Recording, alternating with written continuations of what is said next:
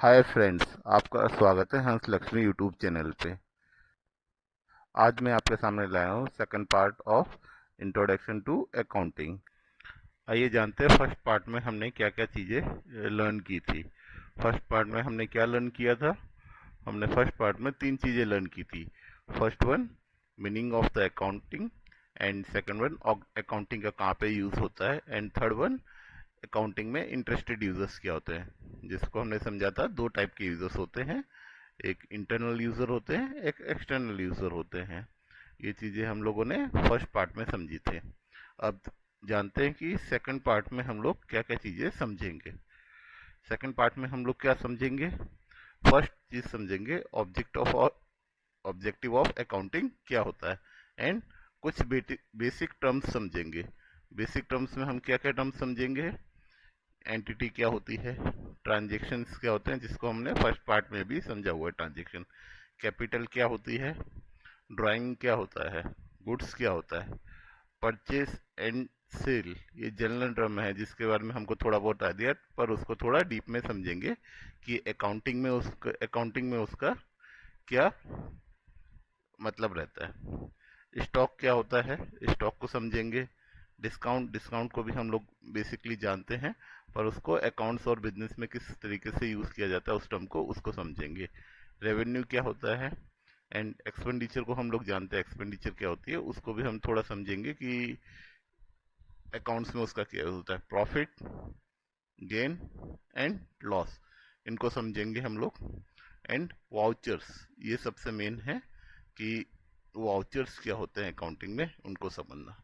And last one, debtors कौन and creditors कौन, इनको हम समझेंगे। तो ये सब चीज़ें हम जानने वाले हैं इस वीडियो में। तो चैनल को सब्सक्राइब करना ना भूलिए। चलिए जानते हैं ऑब्जेक्टिव ऑफ अकाउंटिंग क्या होता है। Basic basic objective of accounting क्या है कि प्रोवाइड द यूजफुल इंफॉर्मेशन, किसको? इंटरेस्टेड यूजर्स को। वो कौन से हो सकते हैं?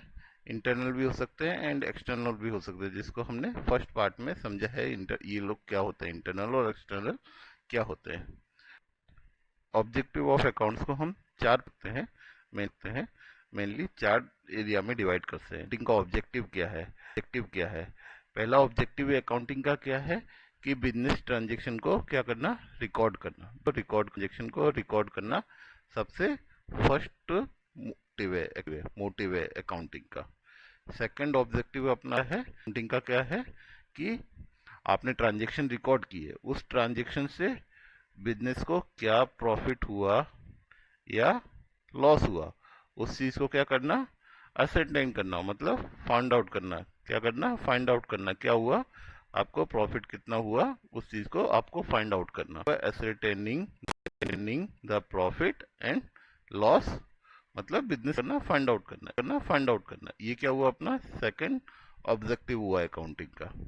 अब थर्ड ऑब्जेक्टिव क्या हुआ अकाउंटिंग का कि आपने प्रॉफिट तो फाइंड आउट कर लिया, उसके बाद क्या, tending the financial position. Financial position मतलब मतलब जैसे हमने प्रीवियस वीडियो में हमने समझा था कि मिस्टर राम ने क्या किया था। मिस्टर राम ने बिजनेस रन करने के लिए 10 लाख कैपिटल अपनी इन्वेस्ट करी बिजनेस में।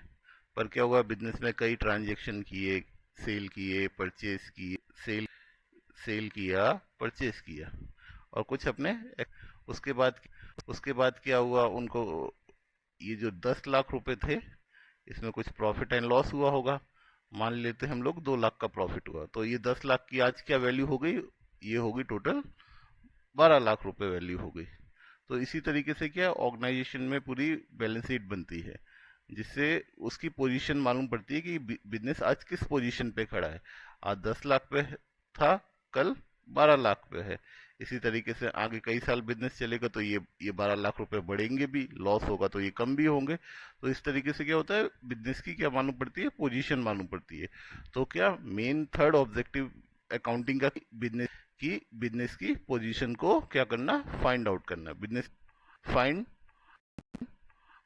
आउट करना। ये क्या है, ये क्या है, थर्ड ऑब्जेक्टिव है। And and last one, fourth objective क्या, अकाउंटिंग का, अकाउंटिंग का फोर्थ ऑब्जेक्टिव क्या है, कम्युनिकेट करना टू एंड यूजर। जो आप जो आपका रिजल्ट आया, जो आपकी बिजनेस पोजीशन है, या कोई ट्रांजेक्शन है, कुछ जो रिपोर्टिंग करना पड़ता है, करना कम्युनिकेट करना, किसको करना, कम्युनिकेट करना, किसको करना है, एंड यूजर्स को। एंड यूजर्स कौन होते हैं, जिसको हमने समझा था कि वो इंटरनल भी हो सकते हैं एंड एक्सटर्नल भी हो सकते हैं। इसको हम लोगों ने फर्स्ट पार्ट में वीडियो में समझा हुआ है। तो मेन क्या है, अकाउंटिंग के ऑब्जेक्टिव मेन इसी में है, चार ही हैं। एक है पहले रिकॉर्ड करो, सेकंड प्रॉफिट फाइंड आउट करो, बिजनेस की पोजीशन क्या है, एंड उसको कम्युनिकेट करो। अकाउंटिंग करने के चार ही मेन ऑब्जेक्टिव है, 1 2 3 4।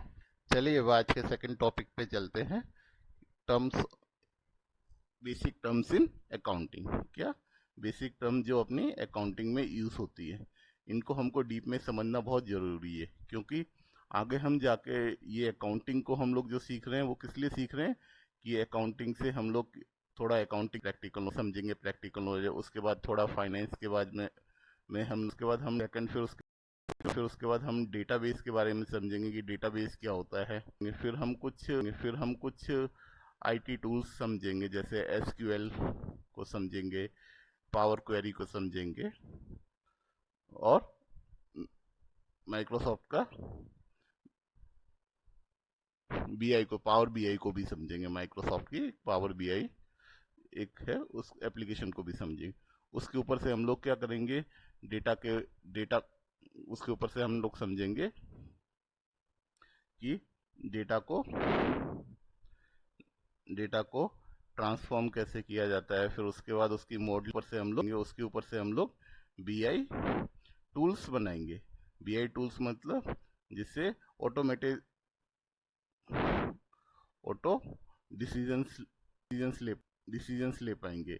कौन ले पाएंगे, जो मैनेजर में जो जो डिसीजन मेकर होते हैं, वो लोग को बिजनेस डिसीजन लेने में क्या करेगा, कौन हेल्प करेगा, बिजनेस इंटेलिजेंस ही हेल्प करेगी।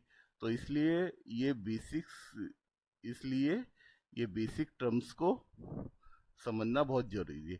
जितना को समझेंगे उतना ही हम लोग अपने अपने इस ऑब्जेक्टिव को अचीव कर, इस चीज को लर्न कर पाएंगे। तो ये डायरेक्ट रिलेशन है, कि जितना डीप में आपको आता होगा, डीप इतना क्लियर होगा, उतना ही आप क्लियरिटी होगी आपको बिजनेस मॉडल और ये बीआई को डेवलप करने में। चलिए अब जानते हैं, एक एक ना चालू कर, लोग समझना चालू करेंगे।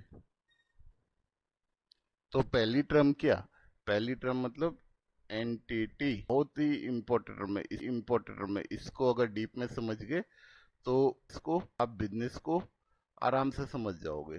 क्यों, एंटिटी मतलब क्या, ये अलग करती है, किसको अलग करती है, बिजनेस के ओनर, किसको, खुद बिजनेस को अलग करती है, किससे, इसको अलग करती है, एंड क्या करती है, अदर्स। अदर्स कौन, क्रेडिटर्स, जो बिजनेस के साथ आउटसाइडर डेटर्स है, उनके लिए भी एक अदर्स से पर्सन है, अदर से एक पर्सन है। तो चलिए इसको समझते हैं ये चीजें डीप में समझते हैं कि एंटिटी क्या होती है, एंटिटी क्या होती है।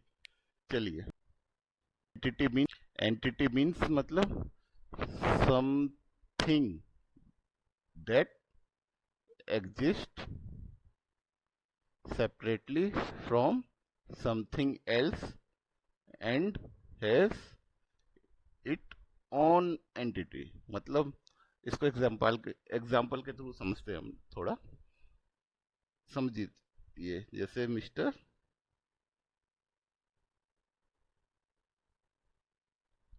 राम है, उन्होंने एक बिजनेस चालू किया, जिसका उनने नाम रखा, क्या रखा, राम एंड सन्स कंपनी, ये उनने बिजनेस का नाम रखा। अब क्या हुआ, ये एंटिटी मतलब क्या, एंटिटी मतलब क्या, एंटिटी मतलब एक अलग से, हम एक अलग से पर्सन है, and Ram and sons and company अलग से पर्सन है। इम्पैक्ट क्या होता है, इम्पैक्ट क्या होता है, प्रैक्टिकली आप अगर इम्पैक्ट समझोगे, इसका प्रैक्टिकली इम्पैक्ट क्या आता है, प्रैक्टिकली आपको क्या इम्पैक्ट आता है। पहला, आप कोई भी बैंक अकाउंट ओपन करने जाएंगे अगर, तो आप बैंक अकाउंट मिस्टर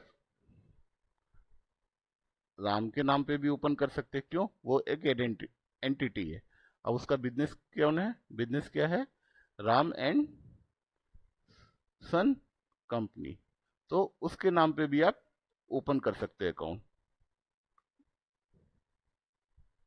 उसके नाम पे भी ओपन कर सकते हैं। क्यों कर सकते हो, क्योंकि ये सेपरेट एंटिटी है, सेपरेट एंटिटी है, मतलब मिस्टर राम अलग है एंड बिजनेस अलग है। इसको अलग एंगल से और समझते हैं। जैसे एक होती है प्रॉपर्टी फॉर्म होती है, सेकंड हो जाती है अपनी पार्टनरशिप फॉर्म हो गई, आज के टाइम पे एलएलपी भी होती है। थर्ड अपनी क्या हो गई, कंपनी हो गई। ठीक है।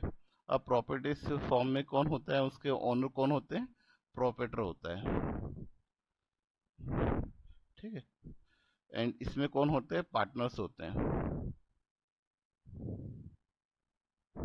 एंड इसमें कंपनी में कौन होते हैं, कंपनी में होते हैं शेयर होल्डर्स। ठीक है। अब अगर अकाउंटिंग में एंटिटी नहीं होती, अकाउंटिंग में ये एंटिटी का कॉन्सेप्ट नहीं होता, तो क्या होता, आप सोचो। अगर एंटिटी का कॉन्सेप्ट नहीं होता तो कोई भी लीगल ऑब्लिगेशन होंगे, तो लीगल ऑब्लिगेशन क्या करेंगे, वो कंपनीज के, इन सब के ओनर्स को भी इम्पैक्ट करेंगे। मतलब आपने किसी कंपनी का शेयर्स परचेज किया हुआ है, उस कंपनी ने कोई फ्रॉड किया तो, या उस कंपनी ने कोई कॉन्ट्रैक्ट किया, या उस कंपनी ने कोई परचेज की, उसने कोई सेल करी, वो सब आपको इम्पैक्ट करेंगे। इसलिए बिजनेस में क्या होता है, ये दो अलग एंटिटी होती है। पहली, ये बिजनेस की एंटिटी अलग हो गई, ओनर्स की एंटिटी अलग हो गई। इस तरीके से जो हम अकाउंटिंग करते हैं, तो अकाउंटिंग भी क्या करता है, एंटिटी को अलग डिफाइन कर देता है, बिजनेस को अलग ले जाता है एंड ओनर्स को अलग ले जाता है।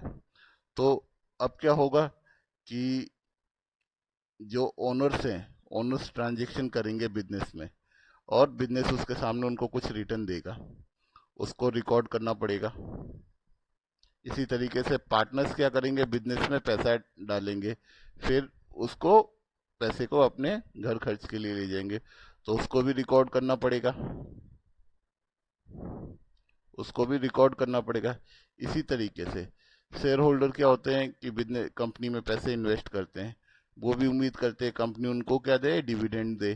तो इस तरीके से भी इन इन ट्रांजेक्शन को भी रिकॉर्ड करना पड़ेगा। तो इन सब ट्रांजेक्शन्स को जो रिकॉर्ड हम करते हैं, उसको भी किसी एक अकाउंट के अंदर रिकॉर्ड करते होंगे। उस अकाउंट को क्या बोलते हैं हम लोग, उस अकाउंट को बोलते हैं हम लोग कैपिटल।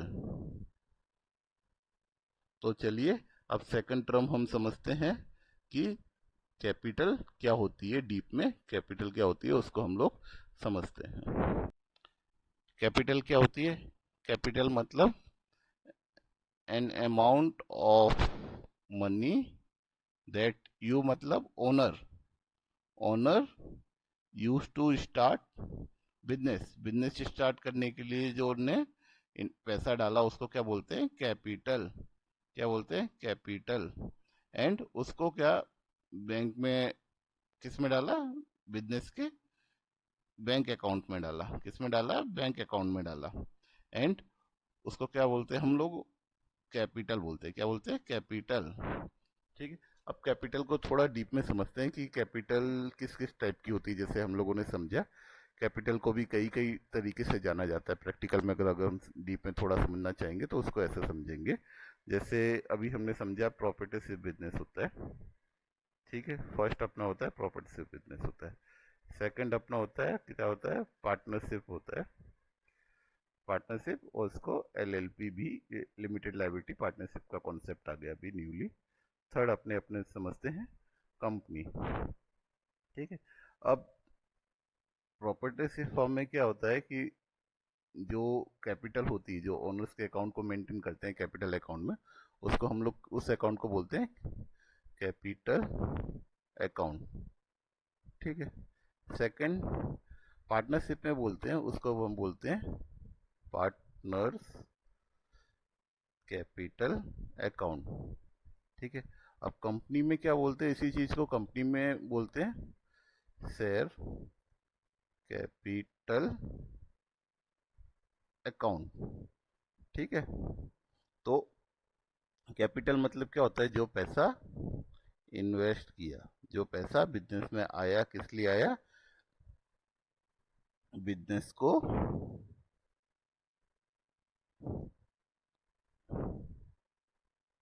किस लिए आया, बिजनेस को रन करने के लिए आया। ठीक है। उसको क्या बोलते हैं, कैपिटल बोलते हैं। ठीक है।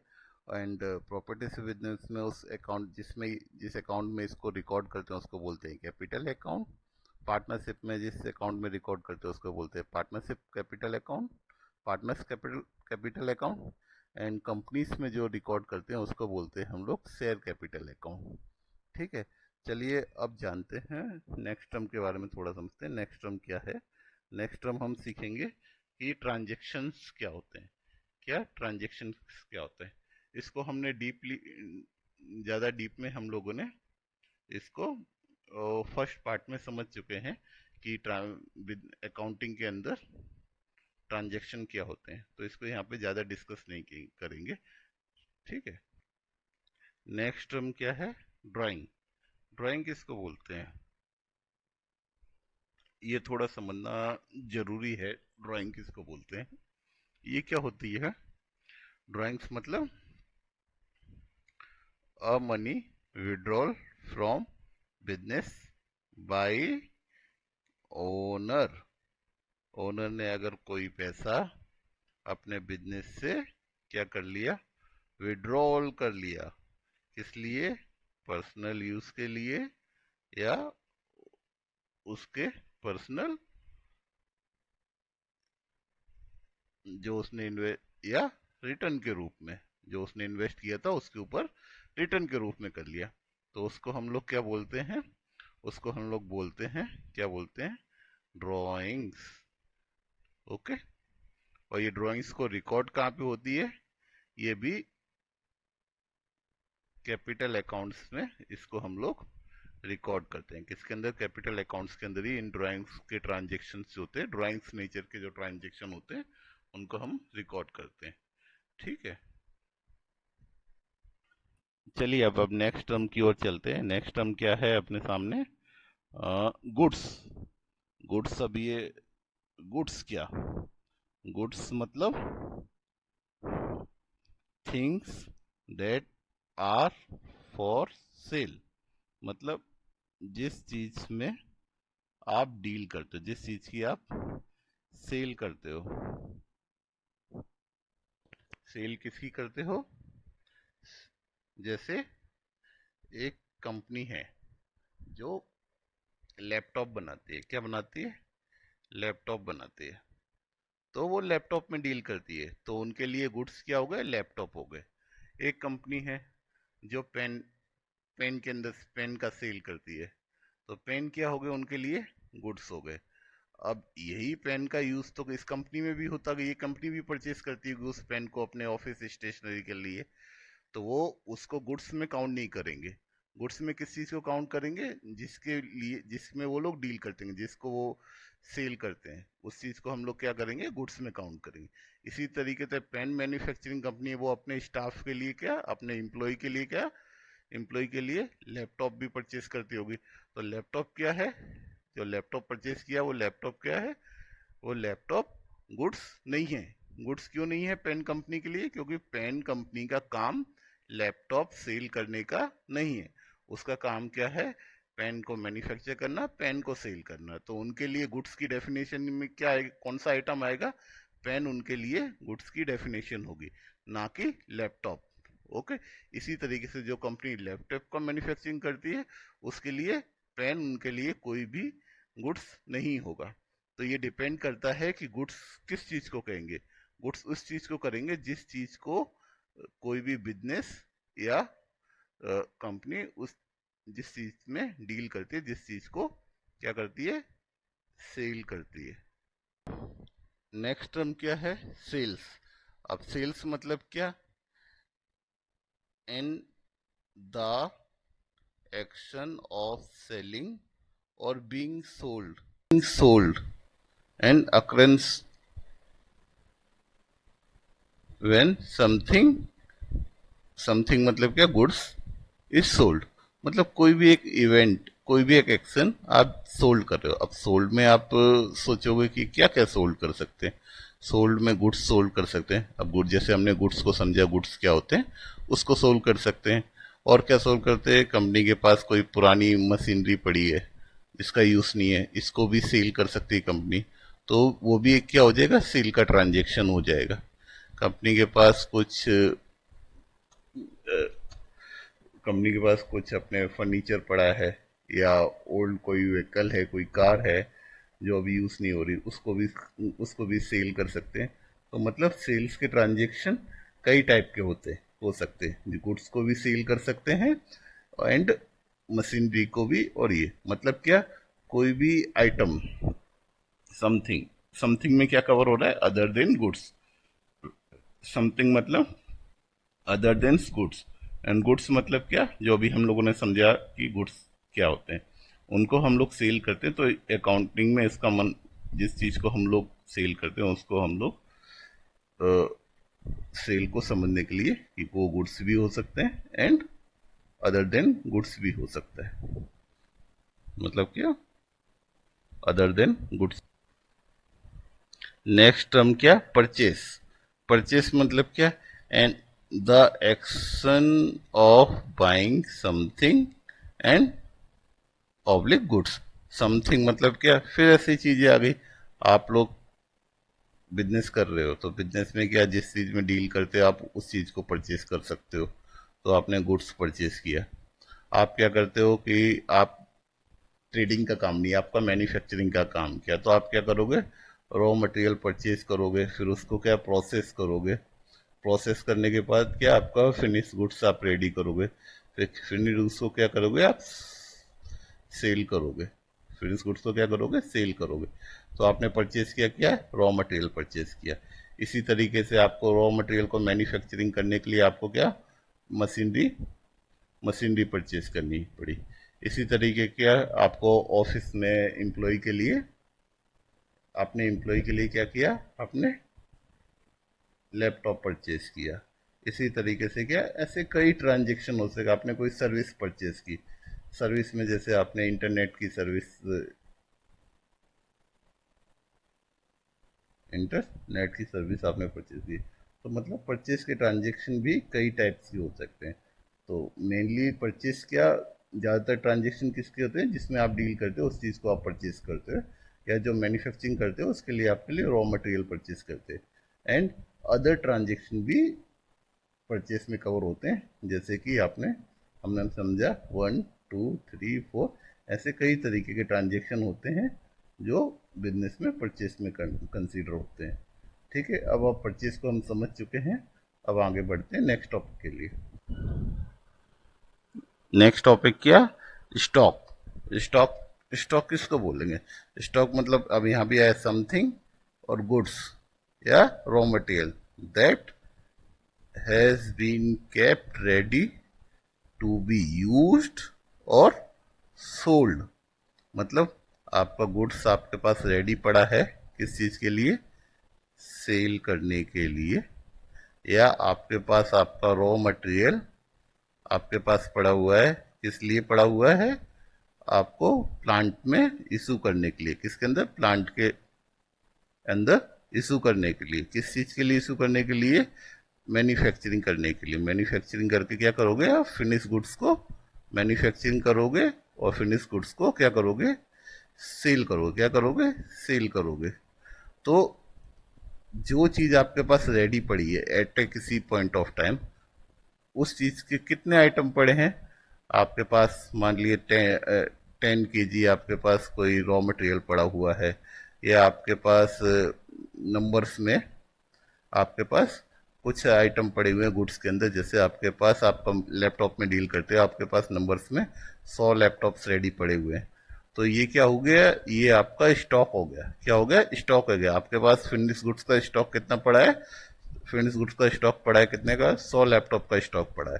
लैपटॉप बनाने के लिए आपने क्या कीबोर्ड्स परचेज किया, या जो भी आपने चिप्स या जो भी आइटम यूज होते हैं वो चीज़ आपने परचेज की हुई है, जिसके जिसको जिसको आप असेंबल करके आप लैपटॉप बनाते हो। तो ये आपका क्या हो गए, ये भी आपके स्टॉक में पड़ा हुआ है, ये आपके क्या हो गए, फिटिंग्स हो गई, एक फिटिंग्स हो गई। अगर आप कोई चीज़ मैन्युफैक्चरिंग करते हो या आप कोई मैन्युफैक्चर करते हो तो आपका जो रॉ मटेरियल जो होगा वो भी आपके क्या स्टॉक में पड़ा होगा, तो वो आपके हाथ में होगा कि 1 kg है, 2 kg है, कोई जो भी इसकी यूनिट होगी उस यूनिट में आपके आपके पास होगा, किसके लिए, मैन्युफैक्चरिंग करने के लिए। तो उसको भी हम लोग क्या बोलते हैं, स्टॉक बोलते हैं। मतलब at any point of time, कितना, एनी पॉइंट ऑफ टाइम आपके पास रेडी हो, किसकी चीज के यूज या सेल करने के लिए रेडी हो, क्या, गुड्स या रॉ मटेरियल या समथिंग, समथिंग में फिर वही आ जाती है फिटिंग्स, या कोई आप किसी चीज में ट्रेडिंग करते हो तो वो रेडी पड़ी है, तो उसको हम लोग क्या बोलते हैं, स्टॉक बोलते हैं। ठीक है, अब स्टॉक को आप समझ चुके होंगे। अब क्या होता है कि स्टॉक के ऊपर भी कई चीजें चलती हैं, इसको थोड़ा डीप में समझना चाहेंगे, क्योंकि स्टॉक्स में क्या होता है कि मैन्युफैक्चरिंग में थोड़ा स्टॉक का इंपॉर्टेंस ज़्यादा होता है। क्यों, और इसको मैनेज करना भी बहुत ज़्यादा जरूरी होता है। क्यों, आप क्या करते हैं, रॉ मटेरियल मैन्युफैक्चरिंग में क्या होता है कि आप रॉ मटेरियल परचेज करते हो, मैन्युफैक्चरिंग में क्या होता है कि आप रॉ मटेरियल परचेज करते हो, रॉ मटेरियल आपने परचेज किया तो आपको एक स्टॉक मेंटेन करना पड़ता है रॉ मटेरियल का, कि आप किस लेवल का स्टॉक मेंटेन करोगे कि आपका कभी प्लांट को क्लोज नहीं करना, प्लांट को स्टॉप ना हो, प्लांट कंटिन्यूअस, आपका प्लांट जो है, प्लांट आपका कंटिन्यूअस मैन्युफैक्चरिंग करते रहे। और आपको ये भी मेंटेन करना पड़ता है कि जो सामने आपके पास डिमांड है आपके प्रोजेक्ट की, क्या है, प्रोडक्ट की आपकी जो डिमांड है वो डिमांड भी आपकी पूरी हो। तो इस हिसाब से आपको स्टॉक मेंटेन करना पड़ता है रॉ मटेरियल का। रॉ मटेरियल से प्रोड्यूस करके फिनिश कट का स्टॉक मेंटेन करना पड़ता है कि मेरे सामने इतनी डिमांड है तो इतने का मेरे को फिनिश गुड्स मेरे को उतने का रेडी रखना है। सेकंड, इतने फिनिश गुड्स को रेडी रखने के लिए आपको कुछ स्टॉक परचेज करना पड़ेगा, तो आपको निकालना पड़ता है कि मेरे पास कितना स्टॉक होना चाहिए रॉ मटेरियल का, वो आपको फाइंड आउट करना पड़ता है। तो उस हिसाब से आप क्या करते हो, परचेज के डिसीजन लेते हो, क्या करते हो, परचेज के डिसीजन लेते हो कि मुझे क्या क्या चीजें परचेज करनी है, क्या क्या गुड्स परचेज करने हैं, तो वो आप डिसीजन लेते हो। तो स्टॉक का रोल बहुत इंपॉर्टेंट है आपको ये डिसाइड करने में, बिजनेस के अंदर स्टॉक का रोल बहुत इंपॉर्टेंट है। अब इसी चीज को हम लोग जैसे बीआई की टर्म्स में समझे, बिजनेस में क्या होता है कि बिजनेस में कई जगह ऐसे डिसीजन लेने पड़ते हैं कि हमारे पास स्टॉक कितना है, रॉ मटेरियल का स्टॉक कितना है, अगर कोई ब्रांच में डील कर रहे तो मेरे हर ब्रांच में कितना स्टॉक ब्रांच में कितना स्टॉक पड़ा है, कितनी क्वांटिटी पड़ी है, किस रेट से पड़ी है, ठीक, एंड कब से पड़ी हुई है, मतलब कोई स्टॉक आउटडेटेड तो नहीं हो गया, कोई एक्सपायर तो नहीं हो गया कोई स्टॉक, या कोई स्टॉक मैंने मैन्युफैक्चरिंग कर दिया पर मेरे पास पड़ा हुआ है, उसका कोई यूज नहीं है, तो उसकी वैल्यू क्या रही, अब उसकी कोई डिमांड भी नहीं है मार्केट में, तो इस तरीके से स्टॉक बहुत बड़ा रोल प्ले करता है किसी बिजनेस के अंदर। तो स्टॉक स्टॉक के ऊपर कई तरीके के एनालिसिस होते हैं, एंड इस तरीके इसको कई जगह रिपोर्ट किया जाता है। एंड डिपेंड करता है कितनी बड़ी ऑर्गेनाइजेशन है। कई कई बड़ी ऑर्गेनाइजेशन में क्या होता है कि स्टॉक को भी क्लासिफाई करके रखते हैं, इसको किस तरीके से क्लासिफाई करना है। कि कई जगह कुछ आइटम्स क्या होते हैं कि क्वांटिटी में कम होते हैं, क्वांटिटी में कम होते हैं, पर उनकी वैल्यू क्या होती है, वैल्यू बहुत हाई होती है। वैल्यू क्या होती है, हाई होती है। और कुछ की क्या होती है, क्वांटिटी ज़्यादा होती है और वैल्यू उसकी क्या होती है, वैल्यू कम होती है। तो इस हिसाब से क्लासिफिकेशन भी स्टॉक का किस तरीके से रखना, किस तरीके से आप स्टॉक को रखते हो, एंड उसको कई तरीके से क्लासिफाई किया जाता है। तो ये सब चीज़ें क्या होती है कि इस चीज़ों को किसी भी ऑर्गेनाइजेशन में स्टॉक पोजीशन को समझना बहुत ज़रूरी होता है। क्योंकि इससे आपको क्या कई डिसीजन लिए जाते हैं, कई डिसीजन आपका पूरा बिजनेस डिपेंड करता है इसके ऊपर। पूरा का पूरा क्या बिजनेस डिपेंड करता है। एंड यही एक नींव है जिसके ऊपर ऑर्गेनाइजेशन का बिजनेस रन होता है।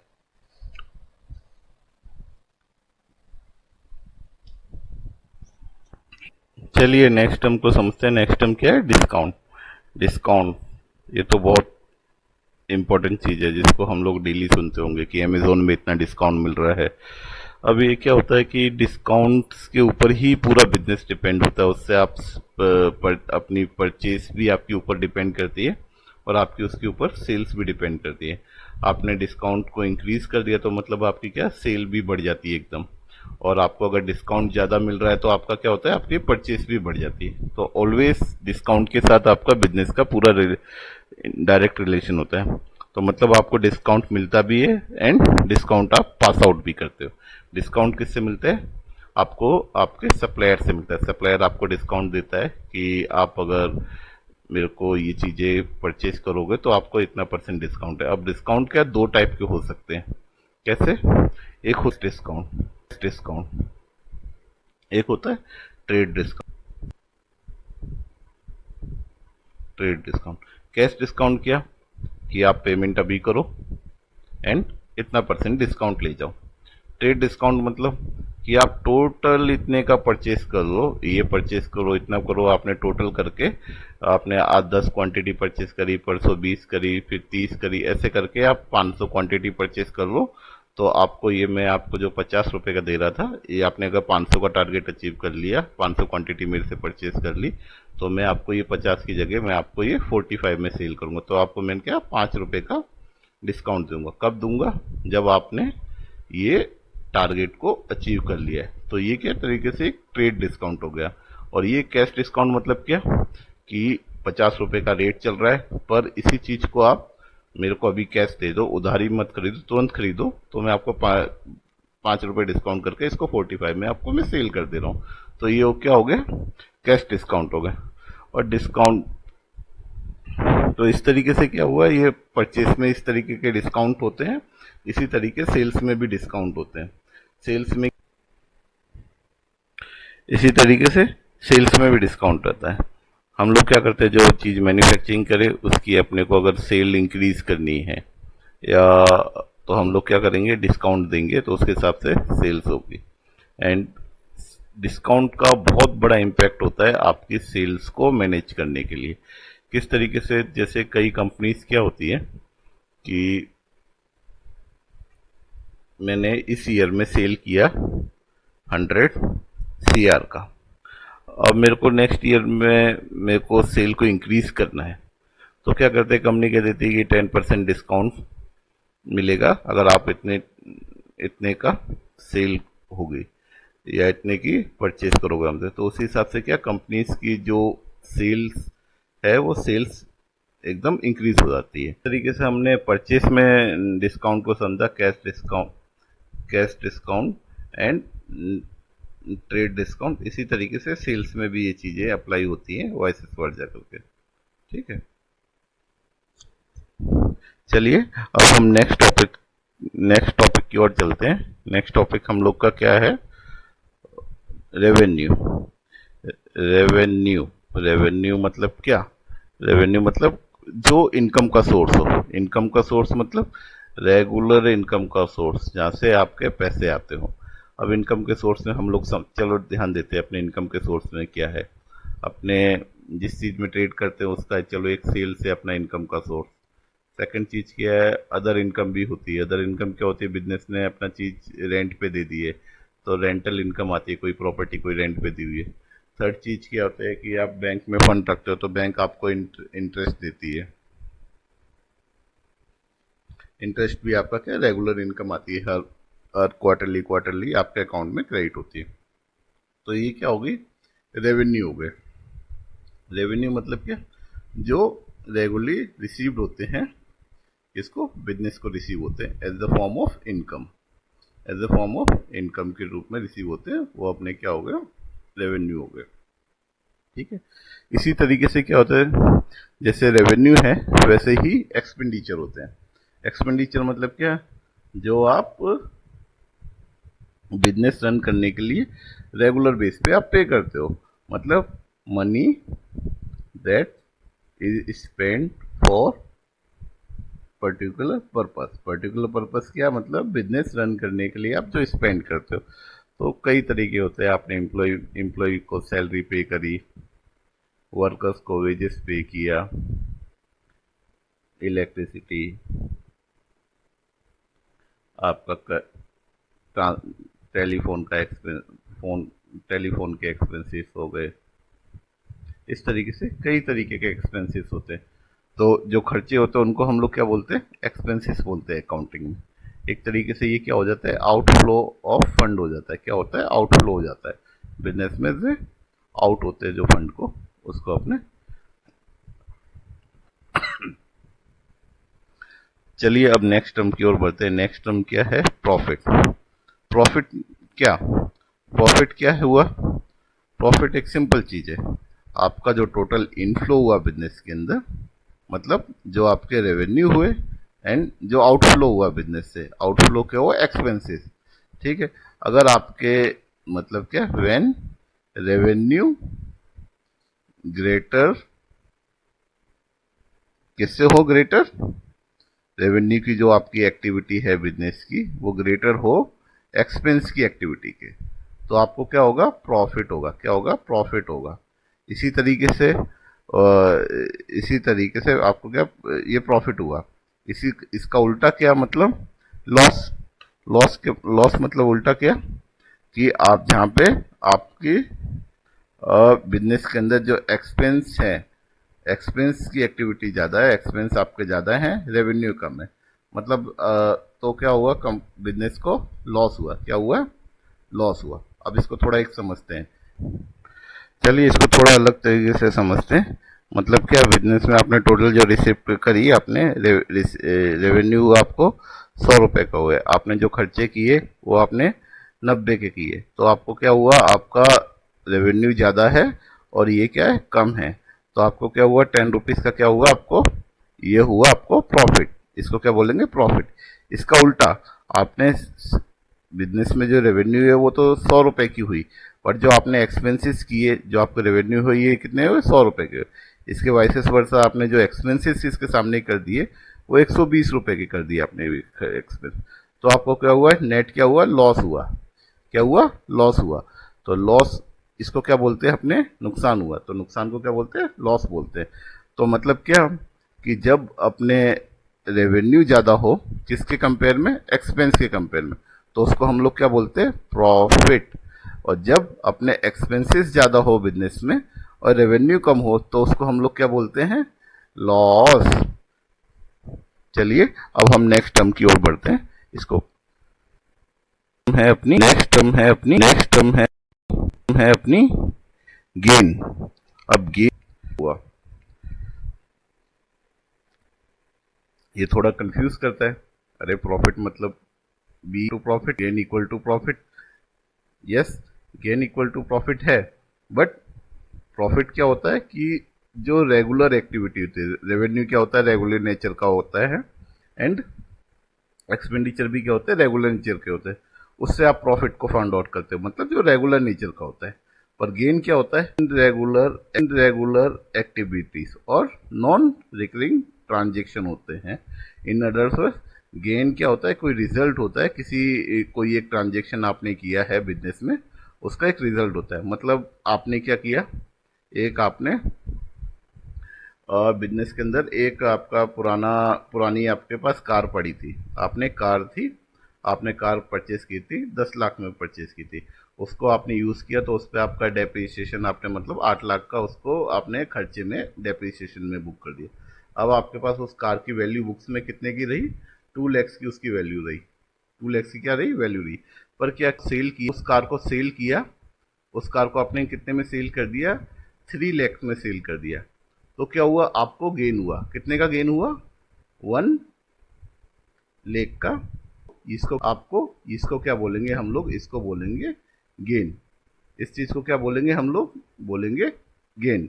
गेन क्यों बोलेंगे, क्योंकि ये इस टाइप का ट्रांजेक्शन क्या है, इरेगुलर इन नेचर है, एंड ये नॉर्मल कोर्स ऑफ बिजनेस में नहीं है।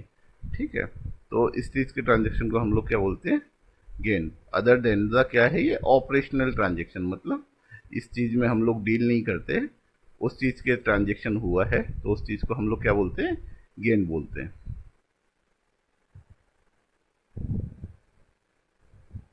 चलिए चलिए, अब नेक्स्ट टर्म समझते हैं। नेक्स्ट टर्म क्या है, नेक्स्ट टर्म बहुत ही इंपॉर्टेंट है। क्या है ये, वाउचर। वाउचर बोले तो, वाउचर मतलब एक क्या है, एक डॉक्यूमेंट्री एविडेंस है इन सपोर्ट ऑफ ट्रांजेक्शन। मतलब आप बिजनेस में कोई भी ट्रांजेक्शन करते हो, उसका एक क्या है, डॉक्यूमेंट्री सपोर्टिंग है कि आपने ये ट्रांजेक्शन किया, उसका क्या है, प्रूफ है। मतलब वो ट्रांजेक्शन जेन्यून है, नहीं है उस चीज के लिए। अब अब क्या है, ये प्रूफ करता है कि वो ट्रांजेक्शन क्या है, रियल में हुआ है नहीं हुआ। तो मतलब क्या, एक डॉक्यूमेंट्री क्या है, जिस जिस जिसका बहुत जगह यूज होता है। पूरी की पूरी ऑडिट इसी के ऊपर डिपेंड है कि आपने जो ट्रांजेक्शन किया है उसके साथ क्या क्या डॉक्यूमेंट होने चाहिए, उसके ऊपर ही डिपेंड है पूरी की पूरी ऑडिट। चलिए अब थोड़ा समझते हैं कि सपोर्टिंग वाउचर्स क्या होते हैं। ये सपोर्टिंग वाउचर्स एंड टाइप के होते हैं, मतलब 2 टाइप के होते हैं। एक सपोर्टिंग वाउचर हो गए, एक अपने अकाउंटिंग वाउचर। सपोर्टिंग वाउचर में क्या, इंटरनल वाउचर भी हो सकते हैं एंड एक्सटर्नल वाउचर भी हो सकते हैं। एंड अकाउंटिंग वाउचर में क्या, बैंक से अपने जो पेमेंट करते हैं, पेमेंट के वाउचर हो गए, रिसिप्ट के वाउचर हो गए। And non banking voucher, non banking voucher मतलब आप इनवॉइस रील्स का, आपने इनवॉइस रेज किया तो आपका एक सेल्स इनवॉइस वाउचर हो गया। इसी तरीके से कई तरीके के अकाउंटिंग में नॉन इनवॉइस वाउचर होते हैं। एक्सपेंस, आपने कोई एक्सपेंस बुक किया तो एक्सपेंस का एक हो गया।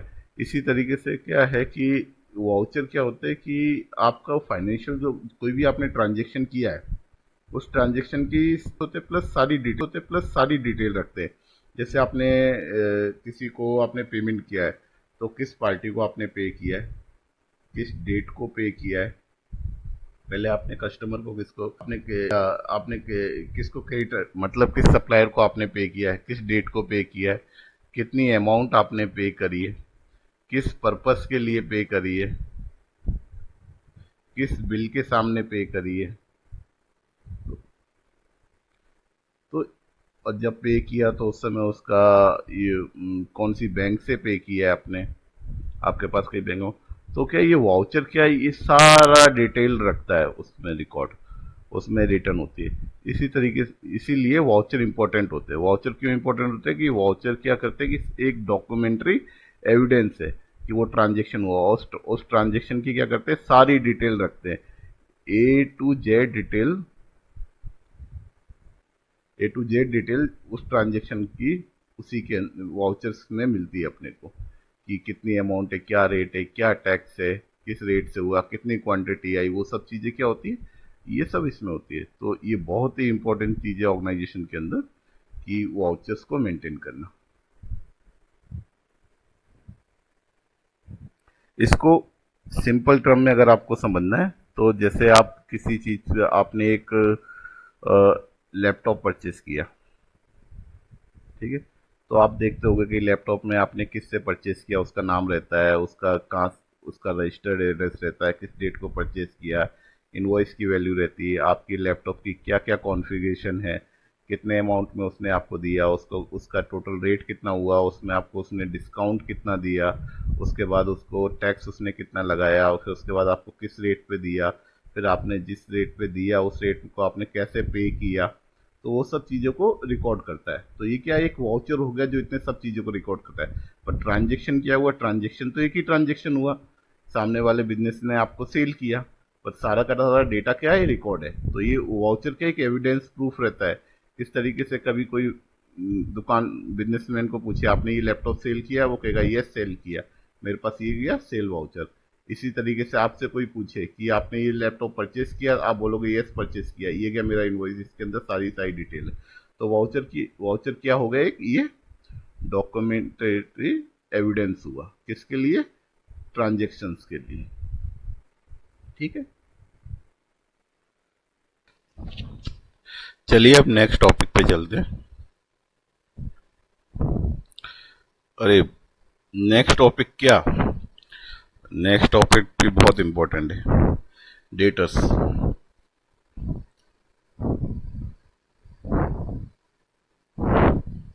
Debtors and creditors.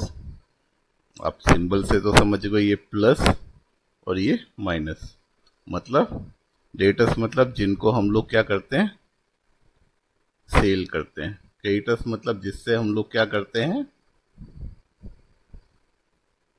परचेज करते हैं। मतलब फंड यहाँ से अपना आएगा, अपना बैंक बैलेंस बढ़ेगा, इसलिए ये प्लस।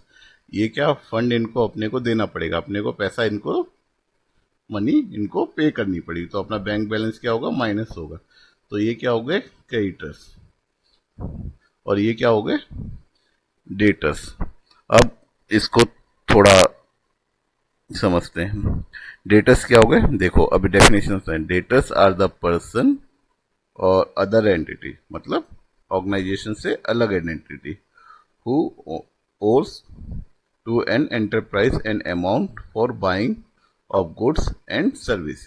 मतलब किसी बिजनेस से कोई कस्टमर ने कोई गुड्स या सर्विसेज परचेज की, जिसके लिए वो क्या है, लाइबल है पे करने के लिए, किसको, बिजनेस को पे करने के लिए लाइबल है।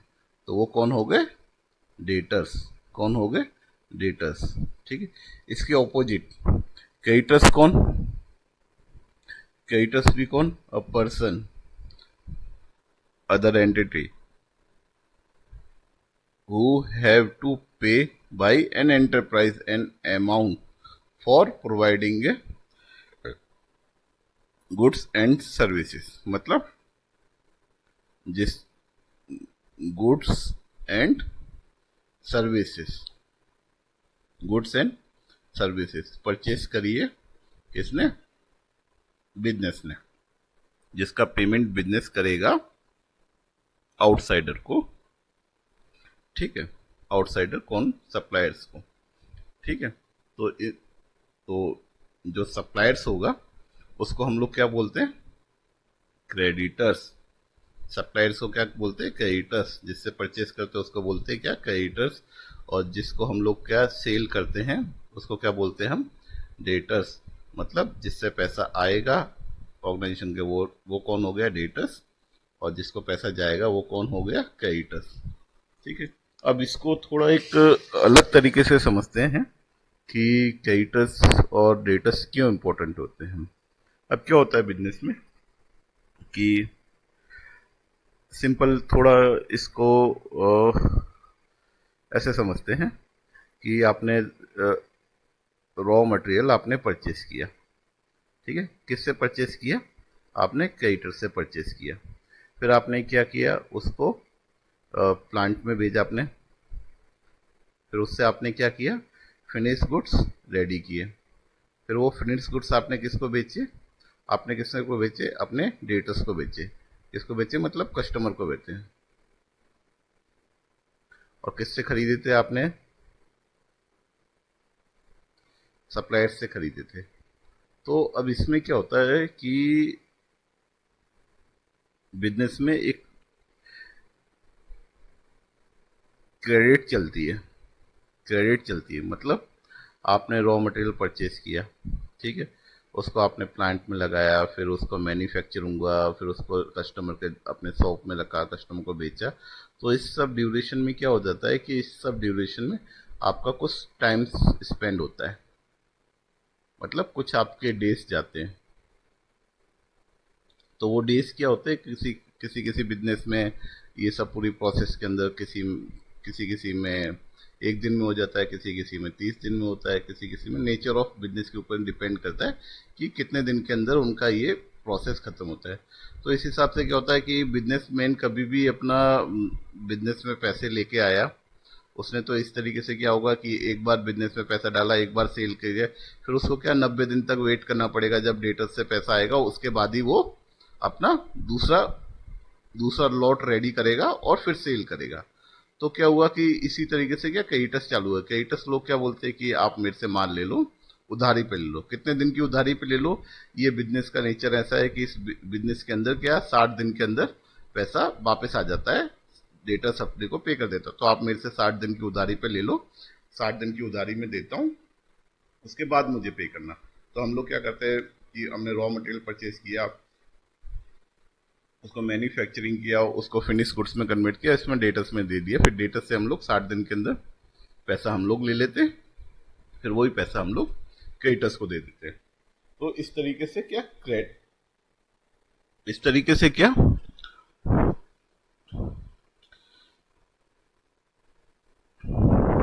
क्रेडिट पास आउट होती है, किससे, creditors to debtors pass out होती है। तो ये कॉन्सेप्ट थोड़ा समझना जरूरी है कि इसको एक अलग एंगल से ऐसा देखा जाता है कि आपको क्रेडिट दी किसने, क्रेडिटर्स ने क्रेडिट दी, आपको उधारी दी, और आपने उधारी किसको दी, आपने अपनी उधारी दी, डेटर्स को आपने उधारी दी। जब उनकी उधारी आपके पास, उनसे पैसा वापस आया, तो आपने वही पैसा अपने क्रेडिटर्स को खत्म कर लिया, ठीक है। तो यहाँ पे हम लोग debtors and creditors, I think आप लोग समझ चुके होंगे डिटेल में। चलिए अब जानते हैं कि आज हम लोगों ने क्या क्या सीखा। जैसा कि फर्स्ट वीडियो में हम लोगों ने सीखा था meaning of the accounting, and accounting का कहाँ कहाँ यूज होता है, एंड कौन कौन इंटरेस्टेड यूज होता है। इस वीडियो में हम लोगों ने क्या समझा कि ऑब्जेक्टिव ऑफ द अकाउंटिंग, ये अकाउंटिंग के 4 ऑब्जेक्टिव होते हैं जिनको हमने समझा 1 2 3 एंड 4। एंड फर्स्ट क्या था, अकाउंट को रिकॉर्ड करना, प्रॉफिट को फाइंड आउट करना, पोजीशन फाइंड आउट करनी, एंड उसको अपने कम्युनिकेट करना। फिर हमने एंटिटी समझा, एंटिटी मतलब कि एक अलग पर्सन होती है, और अकाउंटिंग में अकाउंटिंग एक अलग पर्सन डिफाइन कर देती है ऑर्गेनाइजेशन को। फिर ट्रांजेक्शन समझे, एंड कैपिटल अकाउंट क्या होता है उसको हम लोगों ने समझा, मतलब जिसमें ओनर्स का ट्रांजेक्शन को रिकॉर्ड किया जाता है। ओनर्स जो पैसा डालता है उसको कैपिटल बोलते हैं, ओनर्स जो पैसा ले जाता है उसको ड्राइंग्स बोलते हैं। गुड्स मतलब क्या, जिसमें हम लोग डीलिंग करते हैं। परचेस मतलब क्या, परचेस की कई ट्रांजेक्शन होते हैं जिसमें आप गुड्स भी हो सकते हैं एंड और कोई ट्रांजेक्शन, इसी तरीके से सेल। फिर स्टॉक को समझा हमने, डिस्काउंट को समझा, डिस्काउंट का इम्पैक्ट समझा, सेल्स और परचेस पे डिस्काउंट का इम्पैक्ट क्या होता है। हमने रेवेन्यू को समझा, एक्सपेंस को समझा। फिर रेवेन्यू और एक्सपेंस के डिफरेंस से हमने प्रॉफिट को और लॉस को समझा। इसी फिर हमने गेन को भी समझा, फिर वाउचर्स को समझा, वाउचर्स क्या होते हैं, एंड एट द एंड हमने डेटर्स को समझा, जिससे अपने को, जिनको हम लोग सेल करते हैं, एंड बाद में हम लोगों ने क्रेडिटर्स को समझा कि जिनको से हम लोग परचेज करते हैं। चलिए अब जानते हैं कि हम लोग नेक्स्ट वीडियो में क्या समझेंगे। नेक्स्ट वीडियो में हम लोग समझेंगे बाकी और एसेट्स के एसेट्स को समझेंगे एंड उनके क्लासिफिकेशन समझेंगे। इसी तरीके से लायबिलिटीज को समझेंगे और उनके क्लासिफिकेशन समझेंगे। बाद में एक छोटा सा understanding Q and answer round करेंगे, जिसके अंदर हम लोग जो अभी तक हम लोगों ने फर्स्ट वीडियो में समझा, सेकंड वीडियो में समझा, एंड जो आने वाली थर्ड वीडियो में हम लोग ये चीज़ें सीखेंगे, उसको थोड़ा क्या करेंगे, हम लोग टेस्ट करेंगे। तो आप सब्सक्राइब करना ना भूलिए मेरे चैनल को, एंड मिलते हैं नेक्स्ट वीडियो में।